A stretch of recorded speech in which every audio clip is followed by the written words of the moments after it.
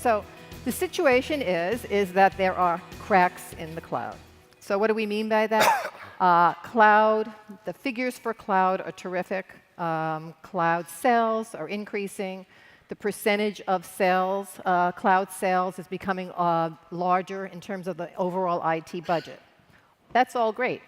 But our friends at PartnerPath have found that vendors are only getting sales from about 50% of partners. So where are the other 50, or some large percentage of them? So what we're going to talk to here is to find out, what do the successful partners look like? Those who are making money in the cloud, what are they doing right? Those partners who want to be those successful, to emulate those successful partners, what do they need to do? Is there a roadmap for them to get there? And then finally, we're going to just talk about some pitfalls. So let's start with Ian. And how about you introduce yourself, and we'll go on.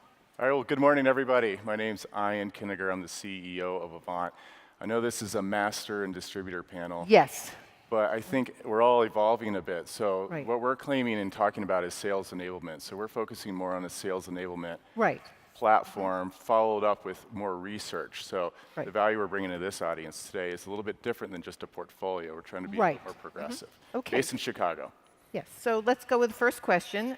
So what are the steps that successful partners are taking today?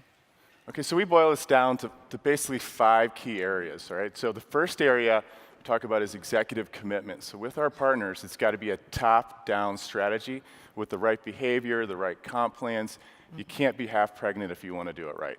The second part is about dedicated, vendor-neutral technical resources. So, and many of our partners don't have that today, or they don't want to invest. So we have a world-class SE bench that's getting very involved with our partner set. We'll drive the car a little bit for them, then hand the keys over when they're ready. Okay. So the third part is curating a world-class cloud portfolio. As all these guys know, you get a call from a vendor every day. So the selection criteria with the portfolio is super key. But the last 2 pieces of this are key. We focus on education and training and customer engagement. And this is what's unique to Avant.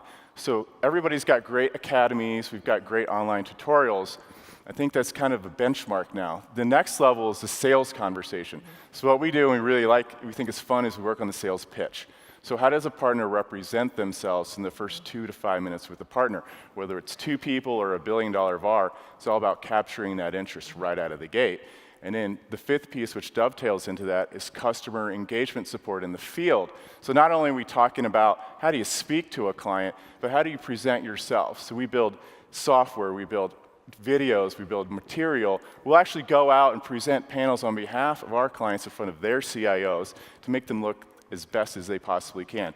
Yeah. So basically, are you saying that the successful partners that you work with, the successful agents, are those who take advantage? Yeah, the ones that are really killing it and seeing double or triple digit growth are investing into our programs and taking them to market every single day, and just trusting that we can help them do that. Okay.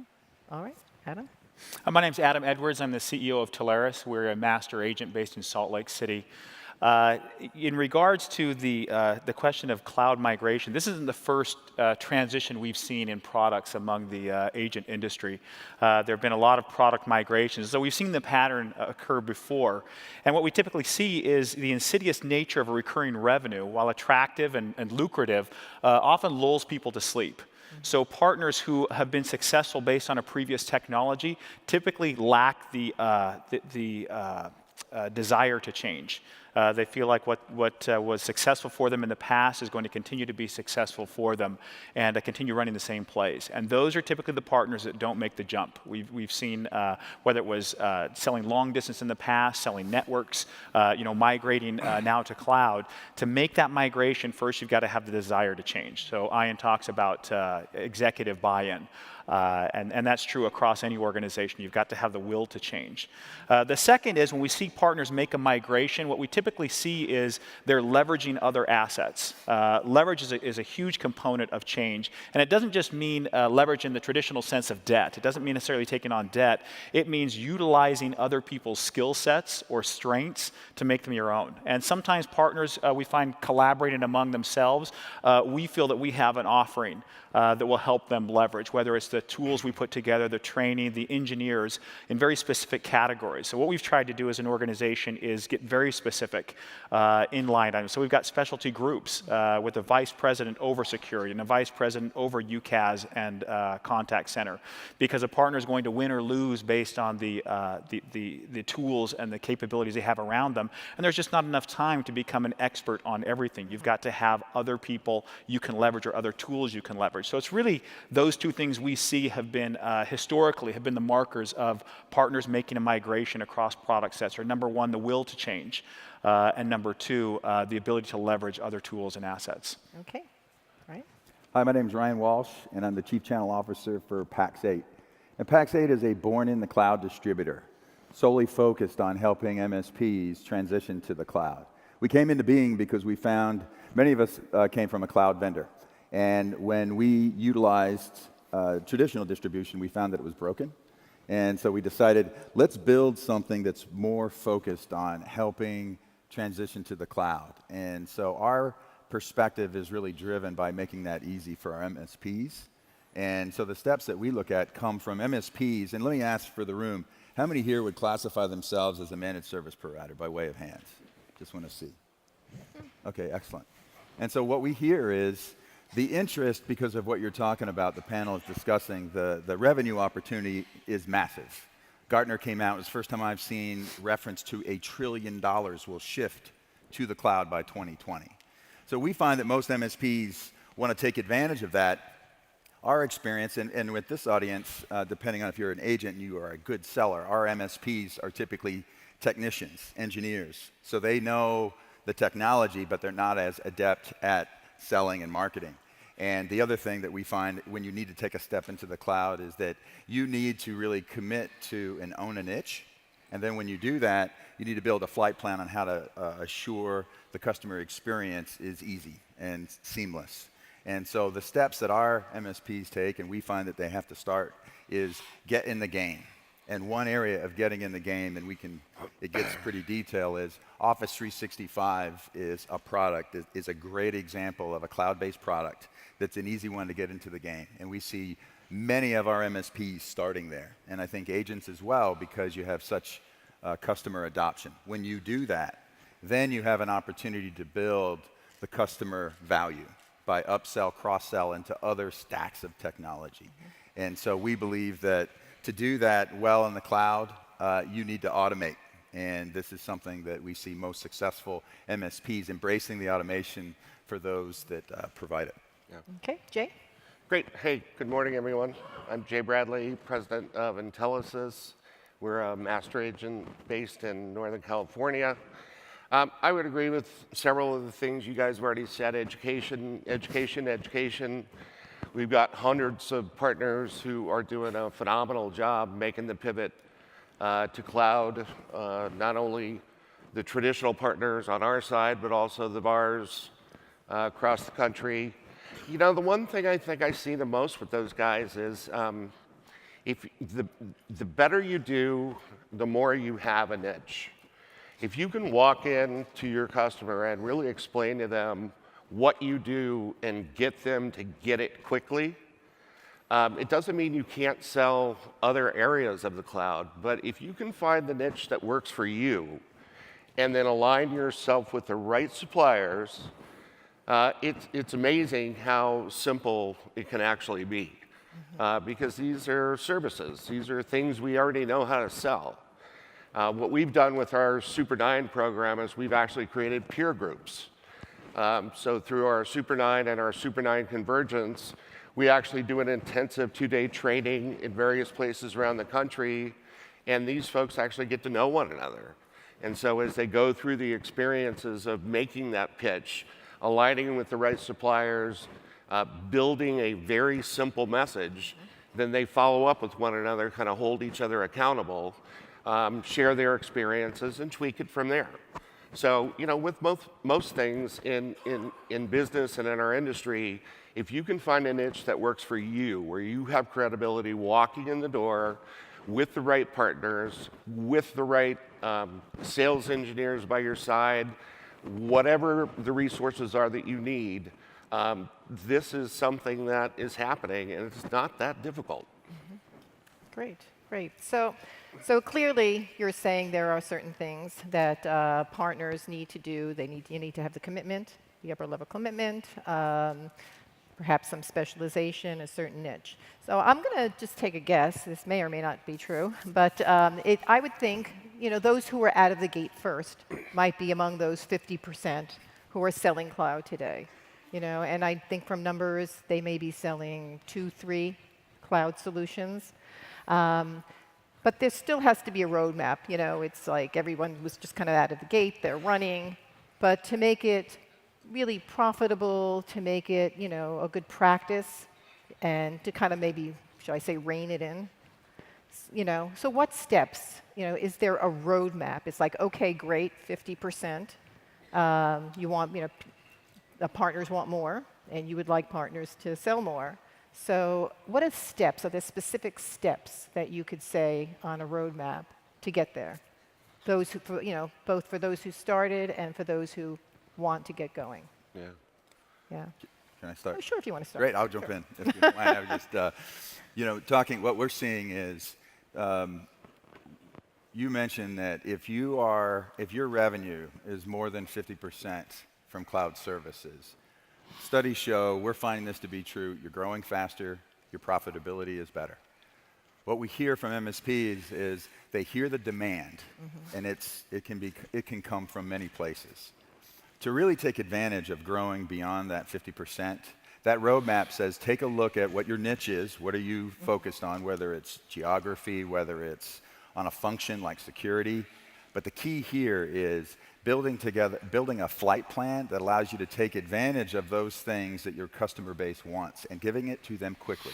And these things aren't always talked about with regards to the customer experience, but nowadays you really have to make available these cloud products instantly. They're not waiting to get those products, a week, 2 weeks. They want it instantly. So the steps and the flight plan, if you will, needs to look at those adopted products and what goes well with other things. We've seen that there's a technology stack of solutions that partners want and customers want. And so if you make it easy for them to access those products and make it easy to bill, this is something that is a part of the steps that we focus on. If you own the billing, you can own the relationship. And so if you take that combined with making it easy and fast to get access to those products that go well together and cast visibility to it, you can grow your account strategically. So if you start with Office 365, there's not a lot of margin in that. What you're really looking to do is attach other products that go with it that do have good margin, and most importantly is the services, managed services that attach to that dollar of revenue. That's really where the money is made. I think Microsoft put out a study that said, on average, their MSPs are attaching over $4 for every $1 of cloud products sold. And that's the way to win, I believe, in the cloud and grow beyond 50%. Okay, we're going to come back this way. All right. Ed? What's interesting is Ryan deals with MSPs, and we were actually chatting before the panel about the differences in our worlds. And I think it's fascinating that MSPs I view as much more engineer-centric. They have personalities like engineers. I want to understand the entire technology before I sell it. The agent world is full of sales personalities, where I want to jump out and be successful. How much does that pay again? And they'll jump into an opportunity, not that they don't want to understand it, but I think are much quicker. One of the points that Ryan made was have it on your billing and then you can sell these adjacencies, where an agent would not agree with that. An agent doesn't want to bill. An agent wants to get in and sell. The commonality, though, I think there is an adjacency. When you're going in and having a conversation about whatever it is you talk about, a lot of agents have a history with network or with voice. Then are you selling hosted voice? Or on network, are you selling SD-WAN? And once you've got that enabled network, what applications are we putting on top of it? I think when you have these adjacent conversations, you're going to lead much more into these new technologies. I would say the one place you do fail is just not doing anything. The worst thing you can do is not doing anything. Going out there and falling on your face, I think, is fantastic because you learn. And the reality is most partners who get into a situation where they're over their head don't fail. They come back for resources, the technical resources, whether it's a sales engineer, some education, some tools they need to help them, enable them in that sale, and they ultimately do succeed, even in the first attempt. So with the worst case being failure, and the best case, succeeding to that first attempt, there's really a very little downside to trying something new. And so when you talk about a roadmap, the first step to that is just opening up the conversation with an adjacent technology. Then you bring in the tools. Well, again, the agent personality is not to go out and get certifications off the bat. Typically, they're looking for the need first. And most of their training is coming in the moment rather than prospective training. They're looking for training on the job in the moment. And that's where we find the best training happens, is when we put resources behind them in an opportunity and help uncover some of those adjacent opportunities. Great. Right. So I'm going to agree with both these guys. And I think figuring out where your moment is the key. So for the first time ever, we actually have some quantifiable data on where to start this conversation. So we're releasing the results from the Channel Partner Cloud Survey that you guys participated with us this week, which is really fascinating. So we looked at partners just like yourselves, the ones in the room doing the business with the suppliers that are here. So this is real world things. We looked at 14,000 deals across 9 product categories, right? And we came out with 2 major themes. The first theme was everybody landed in 2 buckets, either a lean back partner or a lean forward partner, and they had different needs. The second theme was what we're calling a channel risk score or assessment. So starting with that can be key. So let me give you a little bit of additional detail on that. So the lean back partner had their needs started with things like deal registration, spiffs, product training. The lean forward partner looked for things like responsiveness, sales enablement, tools, right? And there was a laundry list, which is available in our survey, of what these needs are, trying to figure out where you land. So then we looked at this whole risk thing. So it was very interesting to see how vulnerable some of your businesses can be. So now we have a benchmark where you can look at the data, see where your risks are, and I'll give you one example, and this ties to what Ryan said. People selling cloud security, which is one of the more advanced offerings in this community, are selling traditional data and voice networks 82% of the time. So now you have the traditional legacy partner selling data and voice competing with another level partner. And so there's a risk score. So we can benchmark that per product category. So now you can go in and say, hey, I'm not good in security, but I am good in UCaaS. What's my risk assessment versus the new competitors entering this market? So I think it's fascinating. The results are amazing. We're publishing them publicly on goavant.net/survey. Even let these guys check it out. So it'll be really fun. And also in our lounge in the back, we've got all the data. So if you want to come back and sit with us and do an assessment on where you guys should plan to be, again, rounding out the portfolio is key in looking for those weaknesses. Okay. Good. Yeah, I love all the research. I love all the born in the cloud players. We've done great putting our portfolio together. I used an example yesterday because it always comes down to this. You have to be simple in your approach. You have to believe in it. You have to commit to it. I think the example I used yesterday was what happens when you tell your dog to sit and say the word cookie, right? Just something that simple. If you think about how you make your pitch so that you immediately get your prospects' attention and then they immediately see that there's something in it for them. The data's great. All the complexity is wonderful. The opportunity is wonderful. Everybody in this room has the most amazing opportunity to shift their business and make a whole bunch of money on this whole transformation to cloud. Simplify your message. Simplify the resources that you think you need, whether it be with a master agent, whether it be with an organization like Super9 and a peer group, whether it be with a group of sales engineers that you know will support you. Look at the resources you need, simplify that message, go to market with it. Okay. So we'll start with you, Ian. A pitfall. Just name 2 pitfalls that are just like, you just don't want to go there as a partner if you're going to play in the cloud. Or you've already seen them do this. And yeah, so I think poor supplier selection can be a huge pitfall. And I think fear, to Adam's point, is the next one. And when I talk about supplier selection, I'm going to give this panel a lot of credit. I think it's underappreciated the amount of work that goes into vetting and doing the due diligence on the supply side. So the legacy partner of 5 different telecom carriers, not so much. We're in a lean back position protecting business and revenue. But when we're leading forward and I get a call from a cloud guy every day, we have to be very careful who we're working with. And if you can't substantiate history, you can't reference wins, and you don't feel that confidence, then you're not setting yourself up for the next 5 to 10 years. And I think every day we are working together trying to figure out who's going to be the winner, who can we invest in. One of the big guys like Google and Amazon and Microsoft do make it hard for a lot of this community to work with, right? They're not as channel friendly. Maybe if you're VAR, you have a little edge in some of those areas. So what's the rest of that portfolio need to look like? Where are you going to capture share, and who's going to pay your residuals forever? Those are key things that, if not done correctly, you're going to have a short life in this space. Yeah. You know, as I look at pitfalls, I'll tell you the one that stands out to me is not using the resources available to you. I travel a lot around the country. We visit partners everywhere. And when we sit with them, it is amazing to me how many partners are not aware of the tools available to them. Primarily our tools, that's what I look at first, of course. But the tools available here from the master agents on this panel are amazing. We put a lot of money into people and resources and tools. And what's amazing to me is anyone who's going it alone and trying by themselves something new without making available to them all the resources out there, I think is making a huge mistake. I get it's crowded. The crowding out right now, there's so many local channel managers vying for the time of a selling partner. And the top partners are shutting their doors because they just don't have time. They're out selling and they can't take every call or go to every dinner or have every beer. Some try, but they can't take up every appointment.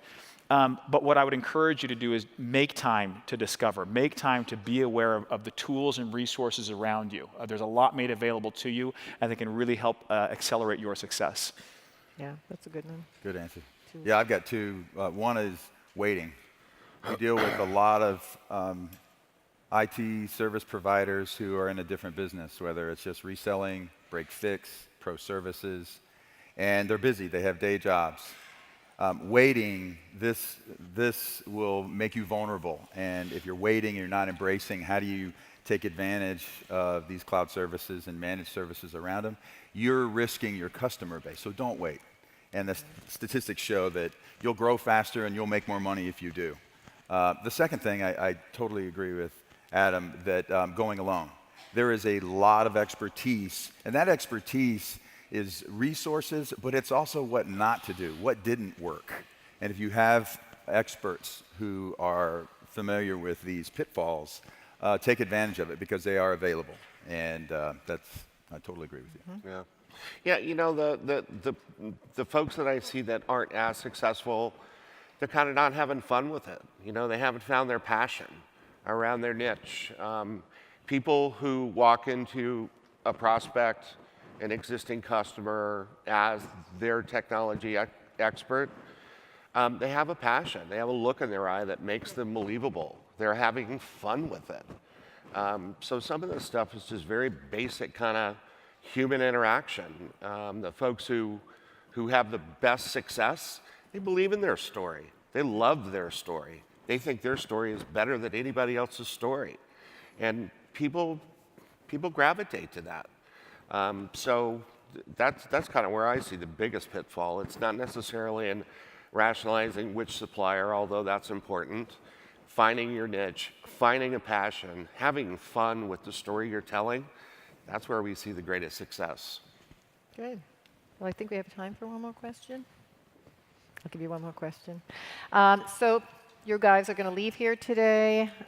What's the one thing they should either do while they're still here today, or the first thing they should do when they get back to their offices and say, you know what, I got to do something about that cloud? What should that first thing be? Well, you know, I'll jump on my previous comment. Figure out where you sit. If you're leaning back and you want to lean forward, we're going to offer that to you. We're going to offer the research and the data on what you need to do. Like Jay said, we'll help you even write your news story. I think that's a great comment. So if you're not getting passionate about where this industry is going, you're not going to win. If you're not going to take a leap of faith and use the resources available, like we mentioned, you're not going to win. You know, because the competition is coming harder, and it's coming from some really smart and some really young people. And so if you're not adapting, you're going to sit in a lean back seat, and people are going to blow right by you. So it's something that we're passionate about every single day. We're talking about it. You know, creating that pitch, creating that energy. It's part of our culture. If you want to learn more, we'd love to meet with you guys. You know, I think conferences like this, any session I go to, I get really excited. I'm kind of self-help junkie and love to read books and learn new things. The tough thing is implementing them. I think when you come to a conference like this, you get excited about things and you hit baggage claim and it's out the window because all of a sudden I've got that stack of responses I've got to make, emails, everything else. I'd encourage you to take just one element that you've picked up today, whether it's tools and engagement, whether it's selling an adjacency, whatever it is, make sure you do that one thing. I find so much of success is momentum. It's just getting started and then continuing to push forward. And I would say take that one thing and commit to yourself that you put it into action. It doesn't need to be everything. It's easy to come to these and feel like you're getting left behind. People felt like they were getting left behind back in the days of convergence. That was the big buzz 10 years ago. You're not getting left behind. Just do something about it. Do one thing. That's it. Mm-hmm. Yeah, on that theme, I would say get a wingman, get a cloud wingman. There's a lot of expertise, people that really can help. Take advantage of that and take advantage of it right away. Yeah. Simplify. Commit to your niche. Get passionate about it. Figure out what that story is. We all know that feeling of saying cookie to the dog. What's that story when you're out in the field? What's that story when you're getting your own people passionate about what you're doing and the direction you're going in? Simplify it, get excited about it, and go do it. Okay, I'm not sure how much more time we have, but another question, which I have. Training. Training, I know, is like really important, and you all talked about training as an important element of being successful. So where do you get started? Like, again, this whole cloud, pursuit can be enormous. So is there a particular type of training that's good to get yourself going or to get yourself back on track if you've already, are venturing in the cloud? Yeah, so, I think we've all mentioned that training's where it starts, right? Mm-hmm. Jay's got Super 9, we've got Special Forces, we've got one in May in Chicago, which will be outstanding. Mm-hmm. And I think what we're doing is bringing real-world examples and use cases and hands-on, which I think is different than the legacy training. So we're no longer bringing providers in and saying, hey, here's our products and features. We're talking about how to solve business problems. We're talking about what's the differences between this type of SD-WAN and this type of UCaaS, right? One of the things we do I think is really interesting is we have a battle lab in Chicago. So we actually touch the products that we can. We spin up all the UCaaS providers. You can come in, you can demo them, you can bake them off. So once you touch, feel, and work with the products, which is kind of hard in our virtual world, I think there's a level of comfort you have, right? A level of confidence to instill. So that stuff gets things done, but I'm going to go back to my very first comment. It's the story, like Jay mentioned, it's the pitch. Like, can you confidently deliver your message, and then we can back you up? Because all you got to do is open a door, get a customer excited, and there's enough resources, your wingman, whatever, to help you see those deals through. Make sure you've got the right talented, pick the right talented partner, right? Because the bad one can take you sideways, but we all make investments in the high quality people. So I think that's where it all starts, and there's plenty of resources, online, in person, in videos too. All right, I have to leave it there. I'm getting the sign. So thank you all very much, and thank you. I appreciate it. Thank you very much.